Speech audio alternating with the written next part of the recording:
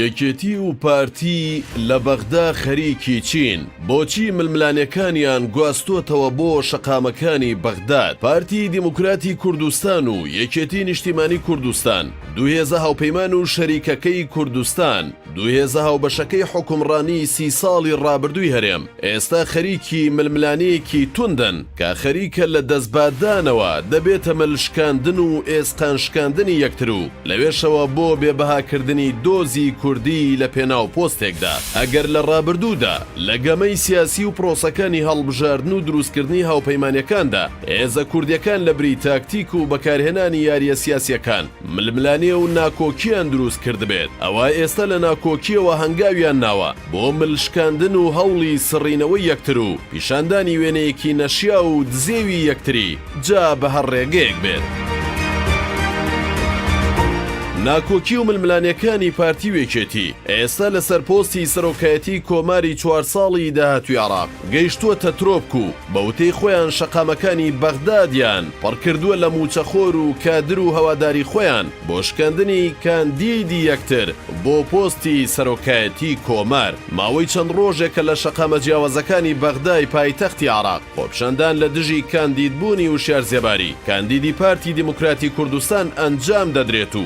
یەکەم ڕۆژەوە میدیا فەرمی و نافەرمیەکانی پارتی و بەشێک لە بەرپرسانی ئەو حیزبە باسییان لەوە دەکرد ئەوانەی چوونەتە سەر شەقامەکان و وتاف دژی زێباری دەڵێنەوە کادرانی یەکێتین و هیچ پەیوەندیەکیان بە ناڕەزایی شەقامی عەرەبیەوە نییە دژی وشیار زێباری. لە بەرامبەردا میدیاکانی یەکێتی ڕووماڵێکی گەرمی خۆپشاندان و گردبوونەوەکانیان دەکرد و وەک هەوڵێکی عێراقیەکان دژی کاندیدەکەی پارتی باسییان دەکرد. دوێنێ هەینی شەقامەکانی عێراق لێک کاتدا دوو خۆپشاندانیان بەخۆ بینی، لەلایەک وتاب دژی وشیار زێباری دەوترایەوە و لەلایەکی تریشەوە دژی دکتۆر بەرهەم ساڵح. هەردوو حیزب و میدیاکانیان هەرزوو کەوتنە ڕووماڵکردنی خۆپشاندانەکان و هەریەکە و ئەوەی کە لە بەرژەوەندی کاندیدەکەی خۆی بوو ڕووماڵێکی تایبەتی دەکرد. پارتی و یەکێتی لە ڕێگەی میدیا و کادر و بەرپرسەکانیانەوە باسییان لەوە دەکرد هەرخۆیان جوڵێنەری ئەو کەسانن کە هاتوونەتە شەقامەکان و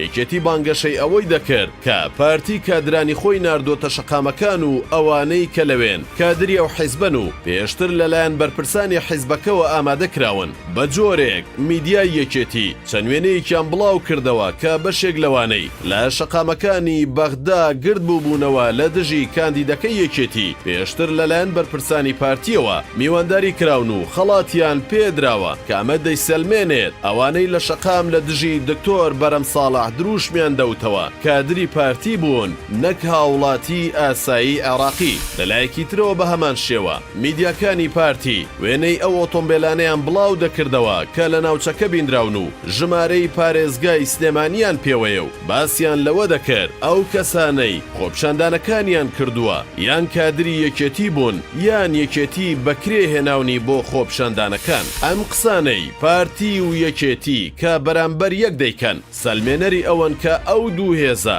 هەرچی لە دەستیان بێت بۆ شکاندنی ئێسقانەکانی یەکتر درێغی ناکەن.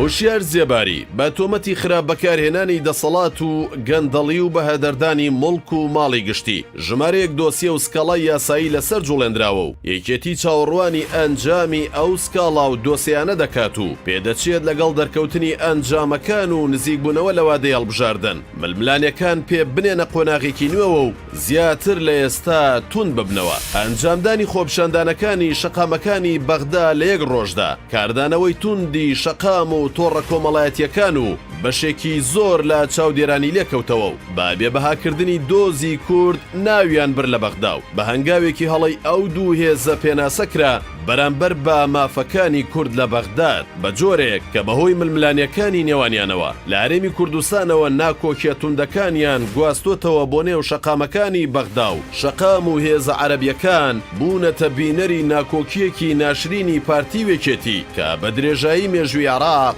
هاوشێوەی نەبووە. بەشێک لەو چاودێرانەی ڕەخنە لەو جۆرە ململانەیە دەگرن باز لەوە دەکەن لە ساڵانی ڕابردوودا ئەگەر بەوشەیەک یان پۆستێکی تۆڕە کۆمەڵایەتی دەوڵەتیەکان باسییان لە خراپی دۆخی کوردستان بکردایە لە ئاس عێراقدا ئەوە پارتیوێکێتی بە خیانەتکار و بێگانە پەرز ناویان دەبردن بەشێک لە پەرلەمانتارانی خولەکانی پێشوو باسییان لەوە کردووە لە ساڵانی ڕابردوودا کاتێک لەسەر بابەتێکی یاسایی یان سیاسی ڕەخنەیان لە بەرپرسانی کورد لە بەغدا گرتووە بە خۆفرۆش و پیاوی بێگانە ناویان دەبرا بەڵام ئەوە تا ئێستا خۆیان ئەوەی نەگونجێت بە یەکتری دەکەن ئەم ململانێ و ناکۆکیە توندەی دوو هێزی دەسەڵات لە کاتێکدایە کە وڵاتیانی کوردستان چاوەڕێی ئەوەن لە عێراقی 4 ساڵی داهاتوودا ماف و شایستەکانیان بەپێی یاسا و ڕێکەوتنی هێزە سیاسیە بەشدارەکان بۆ زامن بکرێت و ئەو گرێکوێرانەی کە لە ساڵانی ڕابردوودا هەبوون بۆ